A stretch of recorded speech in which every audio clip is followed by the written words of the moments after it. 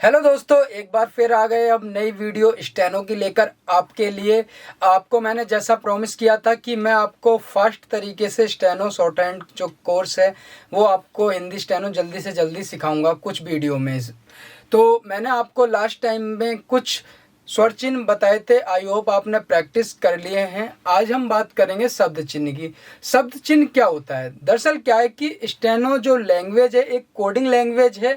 इसमें क्या किया जाता है कि छोटे छोटे हर शब्द के लिए एक छोटा छोटा सा चिन्ह दे दिया जाता है और उस चिन्ह को हमें पता होता है कि इस चिन्ह का ये मतलब है, तो उसके हिसाब से हम दोबारा ट्रांसलेट कर लेते हैं कि हमारा ये वर्ड क्या था।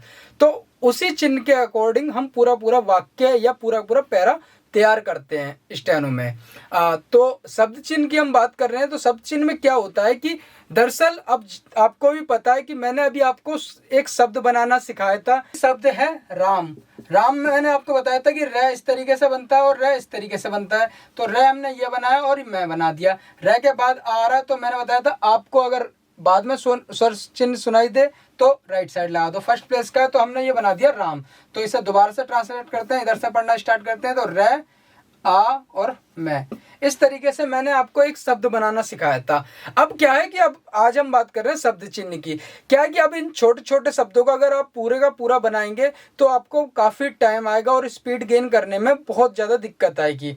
तो शब्द चिन्ह क्या होता है कि जो कॉमन भाषा में यूज़ करने वाले वर्ड होते हैं, जो जैसे कि जो आपके ज़्यादा से ज़्यादा किसी भी वाक्य में यूज़ होते हैं, तो उन शब्दों को क्या होता है प्रॉपर चिन्ह दे दिया जाता है।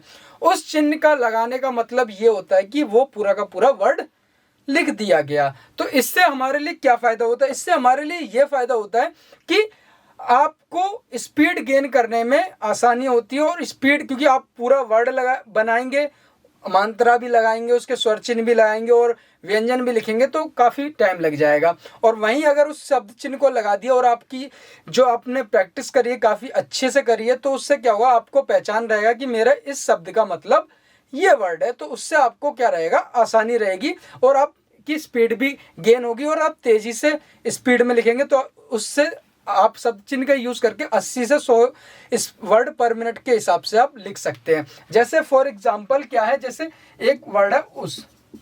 अब ये आपको पता है उस, उसे, उसी, ये वर्ड बहुत ज़्यादा यूज होते हैं। तो उसका जो शब्द चिन्ह होता है ऊपर की तरफ एक छोटा सा आकार, छोटा अर्धवृत्त होता है। अच्छा, जैसे एक वर्ड है हमारा है, जैसे वर्ड है आ और एक है। आपको ही पता है कि हर कोई भी लाइन खत्म होती है तो आपको ये है का यूज करना पड़ता है। अब हमने है के लिए यूज कर लिया जैसे डॉट। तो अब कहीं भी है आ रहा है तो आपने डॉट लगा दिया। वैसे अगर है बनाते तो आप कैसे बनाते, है और ए।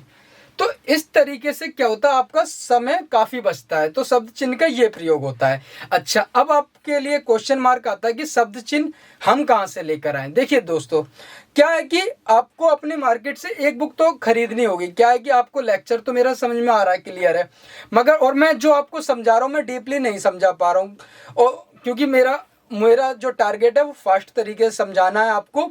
तो आपको एक बुक की ज़रूरत पड़ेगी। अब आपको एक बुक लेकर आनी है। आपको उस बुक के फंडामेंटल जो उसके जो नियम रहेंगे उसकी जगह बस मेरे नियम यूज़ कर लेना और प्रैक्टिस के तौर पर उस बुक को यूज़ कर लेना। कोई सी भी, जैसे आपके मैंने एक ये बुक है, ये पिटमैन हिंदी आशुलिपि है। इसमें क्या है कि इससे मेरे आपको पढ़ाने के लिए ये फ़ायदा होगा कि आज मैं पिटमैन की पढ़ा रहा हूँ तो कल आपको जब इंग्लिश का कोर्स कराऊंगा तो आपको वो पिटमैन का ही मिलेगा, तो आपके लिए बेनिफिशियल रहेगा। आप लेने के लिए ऋषि प्रणाली भी ले सकते हैं या कोई अदर भी। तो आपको सिर्फ यूज़ क्या करना, हाँ थोड़े बहुत नियम चेंज होते हैं जो मैं बता रहा हूँ वो अलग हों, क्योंकि मैंने अपने एक्सपीरियंस के अकॉर्डिंग अपने नियम अपने तरीके से बनाए हैं। तो आपको क्या करना है कि बुक को प्रैक्टिस के तौर पे यूज़ करना है और नियम मेरे यूज़ कर लीजिए। तो अब क्या है कि वहाँ पर आपको हर चैप्टर में थोड़े थोड़े सब चिन्ह मिलेंगे।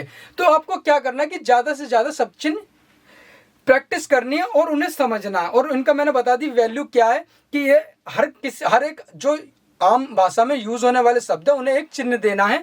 अब आप कुछ शब्द ऐसे भी होंगे जो आपको लगता है यार ये शब्द बहुत ज़्यादा यूज़ हो रहा है मगर इसका सब चिन्ह किताब में नहीं दिया गया है, तो क्यों ना मैं खुद बना लूँ। तो आप कुछ भी बना लीजिए, एड़ा मेड़ा टेढ़ा ये भी बना लिया जी। ये मेरा अपराध का है, जैसे मान लीजिए ये मैंने अपराध को ऐसा बना दिया कि मैं वी आकार बनाता हूँ और फिर नीचे कर देता हूँ, मतलब 4 आकार में। तो ये मेरा खुद का अपना सब चिन्ह बना सकते हैं। यहाँ पर स्टेनो में जो आप आउटलाइन बनाते हैं उसकी कोई वैल्यू नहीं है, वैल्यू सिर्फ उसकी जो आप अगर उसे ट्रांसलेट सही तरीके से करके देते हैं। तो इस तरीके से आपको सब चिन्ह की प्रैक्टिस करनी है। आई होप आपको सब चिन्ह का मतलब समझ में आया होगा।